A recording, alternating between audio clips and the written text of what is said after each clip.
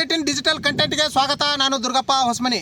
ವೀಕ್ಷಕರೇ, ಬೀದರ್ ಜಿಲ್ಲೆಯ ಹುಮ್ನಾಬಾದ್ ಕೈಗಾರಿಕಾ ಪ್ರದೇಶದಲ್ಲಿನ ಕೆಮಿಕಲ್ ಫ್ಯಾಕ್ಟರಿಗಳು ಮತ್ತು ಟೈರ್ ಫೈರೋಲಿಸಿಸ್ ಫ್ಯಾಕ್ಟರಿಗಳ ಕಳ್ಳಾಟಕ್ಕೆ ಕೊನೆ ಯಾವಾಗ ಎನ್ನುವ ಪ್ರಶ್ನೆ ಹುಮ್ನಾಬಾದ್ ಪಟ್ಟಣದ ಸುತ್ತಮುತ್ತಲಿನ ಗ್ರಾಮಗಳ ಜನರದ್ದಾಗಿರ್ತಕ್ಕಂಥದ್ದು.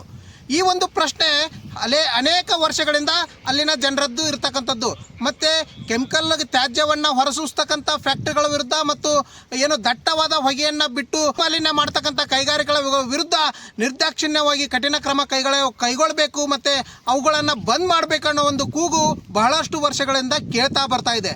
ಪರಿಸರ ಮಾಲಿನ್ಯ ನಿಯಂತ್ರಣ ಮಂಡಳಿ ಆಗಿರ್ಬೋದು ಮತ್ತು ಜಿಲ್ಲಾಡಳಿತ ಆಗಿರ್ಬೋದು ಸಾಕಷ್ಟು ಬಾರಿ ಈ ಒಂದು ಫ್ಯಾಕ್ಟ್ರಿಗಳ ವಿರುದ್ಧ ಕಠಿಣ ಕ್ರಮಗಳನ್ನು ಕೈಗೊಂಡರೂ ಕೂಡ PCBಯ ನಿಯಮಗಳನ್ನು ಉಲ್ಲಂಘನೆ ಮಾಡ್ತಾನೆ ಬರ್ತಾ ಇದ್ದಾರೆ. ಇಲ್ಲಿನ ಜನರ ಜೊತೆ ಜೀವನದ ಜೊತೆ ಚೆಲ್ಲಾಟ ಆಡುವುದನ್ನು ಇಲ್ಲಿನ ಕೆಮಿಕಲ್ ಫ್ಯಾಕ್ಟ್ರಿಗಳ ಮಾಲೀಕರು ಬಿಟ್ಟಿಲ್ಲ.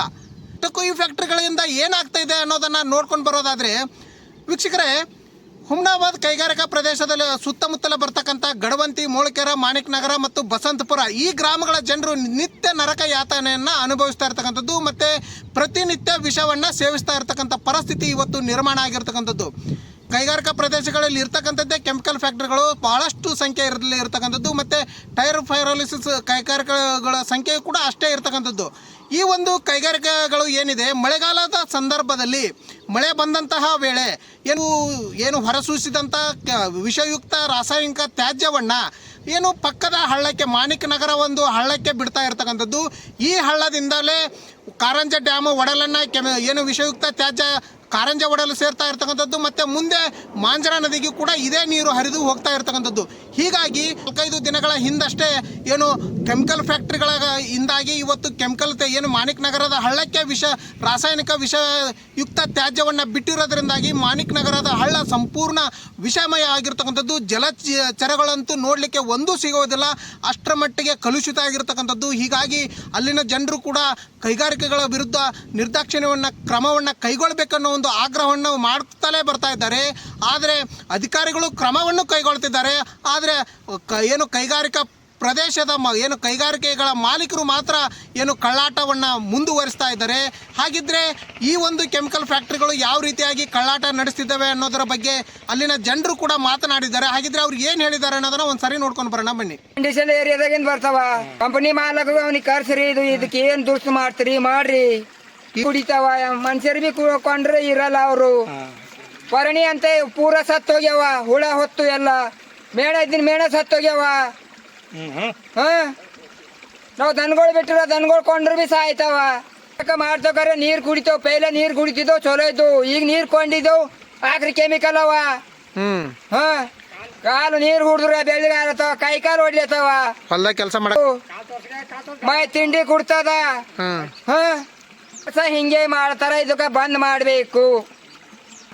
ಈ ರಾತ್ರಿನೇ ಬಿಟ್ಟನ ಆಕ್ರಿ ಗಲೀಜ್ ನೀರು. ನಿನ್ನ ಮೊನ್ನ ಕಮ್ಮಿ ಇದ್ದು ರಾತ್ರಿ ಹೆಚ್ಚಿಗೆ ಮಾಡ್ಯಾನ. ಇದು ಫ್ಯಾಕ್ಟ್ರಿ ಕಡೆ ಬಿಡ್ತಾರೆ sir. Industry area, RTO office ಬಲ್ಲಿ ಇಂಡಸ್ಟ್ರಿ ಏರಿಯಾ ಅಲ್ರಿ, ಅವು ನೀರು ಬಿಡ್ತಾರೆ ಸರ್. ಮಳೆ ಬಂತ ನೀರು ಬಿಡ್ತಾರೆ, ಮಳೆ ಬರೋದೈತೆ ನೀರು ಬಿಡಲ್ಲ ರೀ ಅವರು. ಇದು ನೋಡಿ ಸರ್, ನಿನ್ನ ರಾತ್ರಿ ಬಿಟ್ಟಾರ ನೀರು ಎಷ್ಟು ಕರ್ರವ್ರಿ ಸರ್. ಇದನ್ನು ಮುಂದೆ ನಾವು ಏನು ಮಾಡಬೇಕು? ಊರಾಗ ಎಷ್ಟೋ ಮಂದಿ ಸತ್ತಾರದ ಬಗ್ಗೆ ತಿಂಡಿ ಕುಡ್ಲತ್ತದ, ಟೊಂಕದ ಬ್ಯಾನಿ, ಮೈ ಬ್ಯಾನಿ, ತೊಗಲ್ ಹಾರ್ಲತ್ತದ. ಬಿಡಬಾರ್ದು ಅಂತೇಳಿ ಸರ್. ಅವ್ರಿಗೆ ಏನು ದುಡ್ಡು ಕೊಡ್ತಾರೆ ಸರ್, ಹೋಗಿ ಕದ್ದು ದುಡ್ಡು ಕೊಡ್ತಾರೆ, ಎಲ್ಲ ಕೊಡ್ತಾರೆ. ರಾತ್ರಿ ಅವತ್ತು ನಮ್ಮ ಎದುರೇ ಬಿಡಲ್ಲ ಅಂತಾರೆ. ಮರುದಿನ ರಾತ್ರಿ ದುಡ್ಡು ಮುಟ್ತಾವೆ, ಮರುದಿನ ರಾತ್ರಿ 2-3 ಬಿಡ್ತಾರೆ ಸರ್. ನಾವೇನು ಮಾಡಬೇಕು? ನಾವು ಎಷ್ಟು ಸಲ 10 ಸಲ ಹೋಗಿ ಸರ್ RTO ಆಫೀಸ್. ಎಲ್ಲ ದನಕರು ಕುರಿಗಳು ದುನಿಯಾದ ನಮ್ಮ ಕುರಿಗಳು ಸತ್ತವೆ ಸರ್. 50-60 ಕುರಿ ಸತ್ತವ್ರಿ. ದನ ನೀರು ಕುಡಿಯೋಲ್ಲ, ಮನುಷ್ಯರು ಕುಡಿಯೋಲ್ಲ. ನಾವು ಹೊಲಕ್ಕೆ ಹೋಗ್ಬೇಕಾದ್ರೆ ಮನೆಗೆ ನೀರು ಬಾಟ್ಲೆ ತುಂಬ್ಕೊಂಡು ಹೋಗ್ಬೇಕು ಸರ್ ಹೊಲಕ್ಕೆ. ಫಿಲ್ಟರ್ ನೀರು ಫಿಲ್ಟರ್ ನೀರು ಹೋಯ್ತಾರೆ ಸರ್ ಹೊಲಕ್ಕೆ. ಕೆಮಿಕಲ್ ಸರ್, ಮತ್ತೇನಿಲ್ಲ. ಸ್ವಲ್ಪ ನೀರು ಕೊಂಡದ ಮೀನ ಸತ್ತು, ಹಾವು ಸತ್ತು, ನಮ್ಮದೇ ದುನಿಯಾದ ಕೊಂಡಿದೆ ಸರ್. ಕೆಮಿಕಲ್ ಬೀಳು ಮ್ಯಾಲೆ ಬುರು ಬರ್ತದೆ, ರಾತ್ರಿ ನೀರು ಹೋಯ್ತಾವ. ಅದೆಲ್ಲ ಗಾಳಿ ಮಂದಿ ನಿಂತಿರ್ತದೆ ಸರ್. ಹೋದಾರ ಸರ್ ನಮ್ಮ ಒಂದು ಬಿಜಾಪುರ ಕುರಿಗಳು ಬಂದವು ಸರ್. 50 ಕುರಿ ಸತ್ತು ಸರ್. ನೆಮ್ಮದಿಲ್ಲ, ಜನವರಿ ನೆಮ್ಮದಿಲ್ಲ, ಪ್ರಾಣಿಗಳು ನೆಮ್ಮದಿಲ್ಲ, ಯಾರೇ ನೆಮ್ಮದಿಲ್ಲ ನೋಡಿ ಸರ್. ಬಂದ್ ಮಾಡ್ಬೇಕು ಸರ್. ಹ್ಯಾಂಗಾರ ಮಾಡಬೇಕು, MLA ಏನಾರ ಹೇಳಿ ಬಂದ್ ಮಾಡ್ಬೇಕು. ನಮ್ಮೂರಿಗೆ ನೀರಿಂದು ಕಂಡಪಟ್ಟಿ ಕಾಣು ಹೊಂಟದ. ಇದು ಏನು ಮಾಡಿದ್ರೆ ಏನಿಲ್ಲ, ದನ ಕರು ಮನುಷ್ಯರು ಎಲ್ಲ ಸಾಲತ್ತಾರ. ನಾವು ಹಳದಾಗ ಹೊಡೆಯತ್ತೇವೆ, ತಕ್ಲೀಫ್ ನಮಗದ. ನಿಮಗೇನದ ಸಾಬ್ರೆ? ನಮಗೆ ಗರ್ಭರ ಮೇಲೆ ಹೊಟ್ಟೆ ಮೇಲೆ ಕಾಲು ಕೊಡಬೇಡ್ರಿ. ನಾವು ಮಾಡ್ಬರ್ದೇವು. ನಮ್ಮ ಕಾಲಿಗೆಲ್ಲ ಬಗ್ ಮಾಡತ್ತ ಹೊತ್ತೋಗೋಣ. ಬೆಳಗನ ನಿದ್ದೆ ಆಗಲ್ದು ಇನ್ನು ಬೇಗಿನ ದಂಧೆ ಮಾಡಾರೆ ದವಾಖಾನೆ ಬಡ್ಯಾಮಿ ನಮ್ಮ ತಿರ್ಲಕ್ಕೆ ದಿನ 1000-1200 ರೂಪಾಯಿ ಕೂಲಿ ಅದ. ಏನು ಮೇಡಮ್ ಸರ್ ಹೇಳ್ರಿ, ನಮ್ಮ ಕಾಲು ಪೂರ ಬೆಂಕಿ ಬಿದ್ದು ರಾತ್ರಿ ಇದ್ದೆ ಆಗಲ್ಲ ಹೋಗ್ಯದ. ನಮ್ಮ ಕೈ ಕಾಲಿಗಿದಾವತ್ತ ನೀವು ಇದು ಕೆಮಿಕಲ್ ಬಂದ್ ಮಾಡ್ತೀರಿ ಮಾಡಲ್ಲ. ಕೆಮಿಕಲ್ ಏನು ಮಾಡಕತ್ತಾರ ಸರ್, ಎಲ್ಲ ಹಳದ ಬಿಡ್ಲಾಕತ್ತಾರ. ನಮ್ಮ ಕಾಲು ನೋಡ್ರಿ ಆ ಕಡೆ ಪೂರ ನಾವು ಬೇಮರ್ ಬಿದ್ದಾಗ ಹತ್ತಾಗ್ಯಾವ ಸರ್. ಈಗ ನೀರು ಬಿ ಸಿಗಲ್ಲ ಸರ್, ಫಿಲ್ಟರ್ ನೀರು ಕುಡಿಬೇಕಾದ್ರೆ ನಮಗೆ ಬೇಮರ್ ಹೊಂಟದ. ನಾವು ಇವು ನೀರು ಕುಡಿಯೋರು ಎಲ್ಲಿಂದ ತರಮ ಸರ್ ನೀರು? ಏನು ಒಂದ್ ದಿನ ಸಾವದನ ಏನು ಒಂದು ಗಳಿಗೆ ಇರ್ತೇವ, ಬೇಗ ಹೇಗೆ ನೀರು ತರಬೇಕು? ಅವಾಗೆಲ್ಲ ಚಂದಿದ್ದು ಸರ್, ಕುಡಿತೀವೋ ಹಳದಾಗೆಲ್ಲ ದನ ಕರ ಸರ್ ಅತಾವ. ಮನುಷ್ಯರ ಕಾಲಿ ನೋಡ್ರಿ ಯಾತಕ್ಕೆ ಬಾರಲ್ತಾವ, ಕಾಲ್ಗಳು ನೋಡಿದ್ರೆ ಅವ್ನು ಯಾರನ್ನ ಸನಿ ಬರ್ಬಿಡಲ್ಲ. ಹಾಗೆ ದವಾಖಾನೆ ಹೋದ್ರೆ ನೀವು ಬೇರೆ ಕಡೆ ಶಿಫ್ಟ್ ಆಗಿ ಅಂತ ಹೇಳಿ ಹೋದ್ರೆ ಕೊರೋನಾ ಅದ ಅಂತ ಹೇಳ್ತಾರೆ ಸರ್. ಏನು ಮಾಡ್ಬೇಕು ಇದಕ್ಕೆ ಸರ್? ಮಕ್ಕಳು ಜರ ಅಂದ್ರಿಗಿನ ಮತ್ತೆ ನಮ್ಮ ಕೈಗೆಲ್ಲ ನೋಡ್ರಿ ದವಾಖಾನೆ ಹೋದ್ರೆ ರೊಕ್ಕ ಎಲ್ಲಿ ಹಾಕಂತ್ರ ಹೊಟ್ಟೆ ತಿಂಬಾರೆ ದವಾಖಾನೆ ಹಾಕಾರ ನಾವು ಪ್ರತಿ ವರ್ಷ ಸರ್. ಈ ಮಳೆ ಬಂದ ಮತ್ತೆ ಹೆಚ್ಚಿ ಬಿಟ್ರಿ ಇಲ್ಲಿ ನೋಡ್ರಿ ಕೆಮಿಕಲ್ ಅಷ್ಟು ಬಿಟ್ರಿ ನೋಡ್ರಿ. ವರ್ಷ ಇದು ಮಳೆ ಬರ್ತಂಬ ಗೊತ್ತಾಗತ್ತದ ಕೆಮಿಕಲ್ ಹಚ್ಚಿ ಬಿಡ್ಲತ್ತಾರ. ನಾವ್ ಹೊಲ್ದ ಅಂದೇ ಮಾಡ್ಬೇಕ ಅಂತ ದವಾಖಾನೆ ಬೇಡ ಹೇಳ್ರಿ, ನಾವು ಮಾಡ ಉಂಬರಿದ್ದೇವೆ ಸರ್. ಯಾರು ಹೇಳ್ತಾರ? ನಾವು ಗರೀಬು, ನಾವು ದವಾಖಾನೆ ಹೋದೆ ಅಂದ್ರ ಈಟೈತ್ರಿ ಬಿಲ್ಲು ಅಂತ ತೋರ್ಲತ್ತಾರ. ನಾವೇನು ಹೊಟ್ಟೆ ತಿಂಬಾರೆ ನಾವ್ ದವಾಖಾನೆ ಬಿಡ ಕೆಮಿಕಲ್ ಕೊಂಡಿ ನೋಡ್ರಿ ಸರ್. ಹೆಂಗ್ ಮಾಡ್ತೀರಿ? ಬಂದ್ ಆಗ್ಬೇಕು ಸರ್ ಅದು ಬಂದ್ ಆಗ್ಬೇಕೆ. ಅದು ವರ್ಷಿಗೆ ಹೇಳ್ತಾರ, ಹೋರಾಟ ಮಾಡ್ತಾರ, ಆಯ್ತು ಒಳ ಮುಚ್ಚಿ ಕೊಡ್ತಾರ, ಆಯ್ತು ಬಂದ್ ಮಾಡ್ತೀರ ಒಂದ್ 2 ದಿನ ಬಂದ್ ಮಾಡ್ತಾರ. ಅಲ್ಲಿ ಮತ್ತೆ ಹಂಗೆ ಚಾಲು ಇರ್ತದೆ ಸರ್. ನೋಡ್ರಿ ಇಲ್ಲಿ ಎಷ್ಟಲ್ಲಿ ಇರ್ತದೆ, ವಾಸ ಮಾಡ್ತದ ಗಂಡ ಬಟ್ಟಿ. ಇಲ್ಲಿ ಹೋದಾಗ ಬರೋದು ತಕ್ಲೀಫ್ ಅದ ನಮಗೆ. ಯಾರಿಗೆ ಹೇಳಬೇಕು ನಾವು ಗರೀಬ್ ಮನುಷ್ಯರು? ಏನ್ ಹೇಳ್ತಾರೆ ಸರ್? ಅವ್ರು ಹೇಳಿದ್ರೆ ಆಯ್ತು ಬಂದ್ ಮಾಡ್ತೇವೆ ಅಂತಾರ, 1-2 ಬಂದ್ ಮಾಡ್ತಾರ, ಮತ್ತೆ ಬಿಡ್ಲತ್ತಾರ ಸರ್. ಅವ್ರೇನ್ ಹೇಳ್ತಾರ್ರಿ, ಹೋಗಿದಾಗ ಆಯ್ತು ಸಾವಿರ ಬಂದ್ ಮಾಡ್ತೀವ್ರಿ ಅಂತಾರ, ಮತ್ತೆ ಬಿಟ್ಟು ಕೊಡ್ತಾರ. ಹೆಚ್ಚಿಗೆ ಏನ್ ಹೇಳಬರ್ತದ ರೀ? ನಾವ್ ಅಲ್ಲಿ ನೀವಲ್ಲ ಸರ್, ಹೇಳ್ತೇವು ಕೇಳ್ತೇವೆ ಆಯ್ತು ಬಿಡಲ್ರಿ ಸಾವಿರ ಅಂತಾರ. ಮಳೆ ಬಿತ್ತು ಅಂದ್ರೆ ಈಗ ನೋಡ್ತಿರ್ಲ ಸರ್, ನೋಡ್ರಿ ಎಷ್ಟು ಕಾಣ ಹೊಂಟದು ನೋಡ್ರಿ. ಅದು ನೀರು ಅಂತಾರ ಇದಕ್ಕೆ. ನಾವೊಂದು ಒಳಗೆ ಏನಾರ ಗುಬ್ಬಿಕೊಂಡ್ರೆ ಗುಬ್ಬಿ ಇರೋದ್ರಿ ಸತ್ತು ಹೋಲತ್ತದ. ಪರಡಿ ನೀರು ಸಿಗಲ್ಲ. ಮನುಷ್ಯರ ಬಿಡ್ರಿ, ಮನುಷ್ಯ ಇಲ್ಲಿಂದ ತೊಗೊಂಬರ್ತದೆ, ಎಲ್ಲಾರು ಬಿಡ್ತಾವ ಎಲ್ಲ ಏನೋ ಸರ್. ಈಗ ಏನಿಲ್ಲ, ಎಲ್ಲ ಹೋಗ್ಯಾವ. ಈ ನೀರು ಗೀರಿ ಎಲ್ಲ ಹೋಗ್ಯಾವ. ಕೊಂಡ್ರ ಮನುಷ್ಯ ಮನೆಗೆ ಹೋಯ್ತು ಅಂತ ಗ್ಯಾರಂಟಿ ಇಲ್ಲ. ಕೇಳಿದ್ರಲ್ಲ ವೀಕ್ಷಕರೇ, ಇದು ಮಾಣಿಕ್ ನಗರದ ಜನರ ಮಾತಾಗಿರ್ತಕ್ಕಂಥದ್ದು.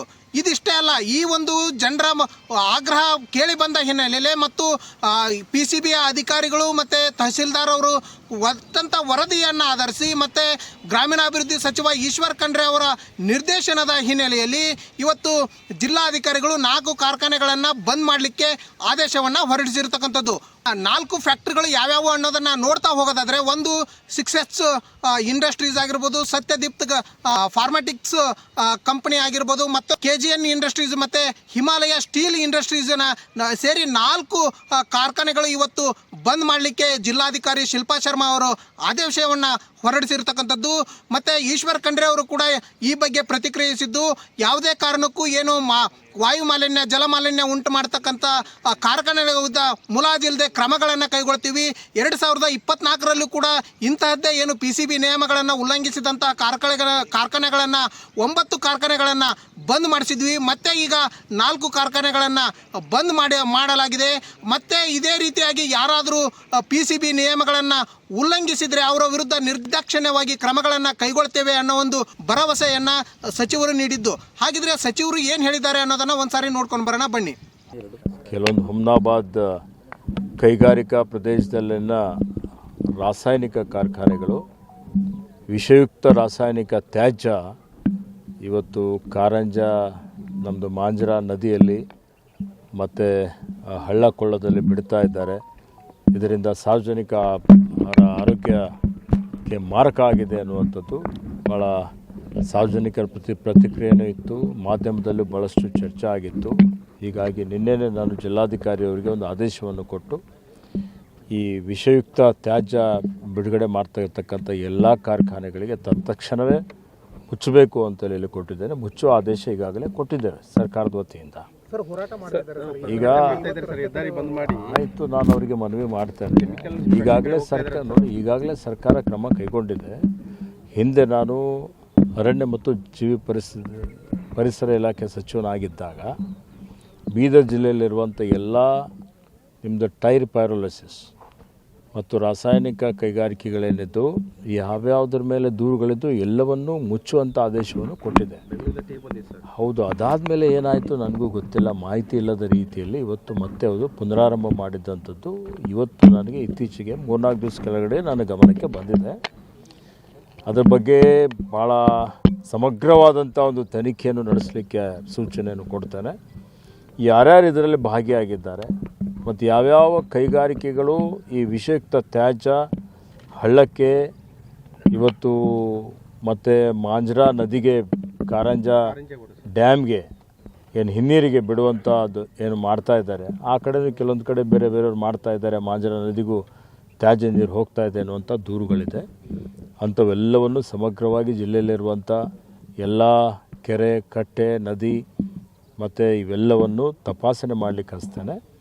ಮತ್ತು ಯಾರ್ಯಾರು ಇದರಲ್ಲಿ ಶಾಮೀಲಾಗಿದ್ದಾರೆ ಅಥವಾ ಯಾವ್ಯಾವ ಕಾರ್ಖಾನೆಗಳು ತ್ಯಾಜ್ಯ ವಿಷಯುಕ್ತ ತ್ಯಾಜ್ಯ ಬಿಡ್ತಾ ಇದ್ದಾರೆ ಅಂಥವ್ರ ಮೇಲೆ ಅತ್ಯಂತ ಕಠಿಣವಾದಂಥ ಕ್ರಮವನ್ನು ಸರ್ಕಾರ ತಗೊಳ್ತದೆ ಅನ್ನುವಂಥ ಮಾತನ್ನು ತಮ್ಮ ಮುಖಾಂತರ ರೈತರಿಗೆ ಹೇಳಲಿಕ್ಕೆ ಬಯಸ್ತಾ ಇದ್ದೇನೆ. ಹೇಳಿದ್ರಲ್ಲ ವೀಕ್ಷಕರೇ, ಪ್ರತಿ ಸಾರಿ ಇಂತಹ ಏನು ವಾಯು ಮಾಲಿನ್ಯ, ಜಲ ಮಾಲಿನ್ಯ ಆದಂಥ ಸಂದರ್ಭದಲ್ಲಿ ವಿಷಯುಕ್ತ ತ್ಯಾಜ್ಯವನ್ನ ಹಳ್ಳಕ್ಕೆ ಬಿಟ್ಟಂತಹ ಸಂದರ್ಭದಲ್ಲಿ ಜನರು ಕೂಡ ಅದರ ಬಗ್ಗೆ ಧ್ವನಿಯನ್ನ ಎತ್ತಾರೆ, ಮತ್ತೆ ಪ್ರತಿಭಟನೆಗಳು ಕೂಡ ಆಗ್ತವೆ.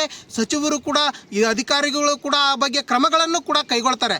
ಆದರೆ ಕ್ರಮ ಕೈಗೊಂಡರೂ ಕೂಡ ಕೈಗಾರಿಕೆಗಳ ಮಾಲೀಕರಾಗಲಿ PCBಯ ನಿಯಮಗಳನ್ನು ಪದೇ ಪದೇ ಉಲ್ಲಂಘಿಸ್ತಾನೇ ಇದ್ದಾರೆ. ಯಾವುದೇ ರೀತಿ PCB ನಿಯಮಗಳ ಪ್ರಕಾರ ಕಾರ್ಖಾನೆಗಳನ್ನು ನಡೆಸ್ತಾನೆ ಇಲ್ಲ. ಹೀಗಾಗಿ ಜನರು ಇವತ್ತು ಜೀವನ್ಮರಣದ ಮಧ್ಯೆ ಹೋರಾಡ್ತಕ್ಕಂಥ ಪರಿಸ್ಥಿತಿ ಆ ಭಾಗದ ಜನರಲ್ಲಿ ಇರ್ತಕ್ಕಂಥದ್ದು.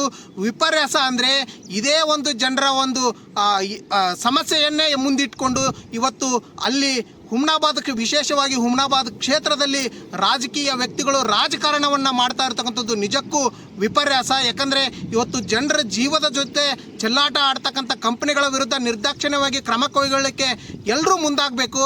ಆದರೆ ರಾಜಕಾರಣಿಗಳೇ ಈ ಒಂದು ಕೆಮಿಕಲ್ ಫ್ಯಾಕ್ಟ್ರಿಗಳ ಹೆಸರಿನಲ್ಲಿ ಇವತ್ತು ರಾಜಕಾರಣ ಮಾಡ್ತಾ ಇರ್ತಕ್ಕಂಥದ್ದು ನಿಜಕ್ಕೂ ಆ ಭಾಗದ ಜನರ ದುರ್ದೈವ ಅಂದರೆ ತಪ್ಪಾಗ್ಲಿಕ್ಕಿಲ್ಲ.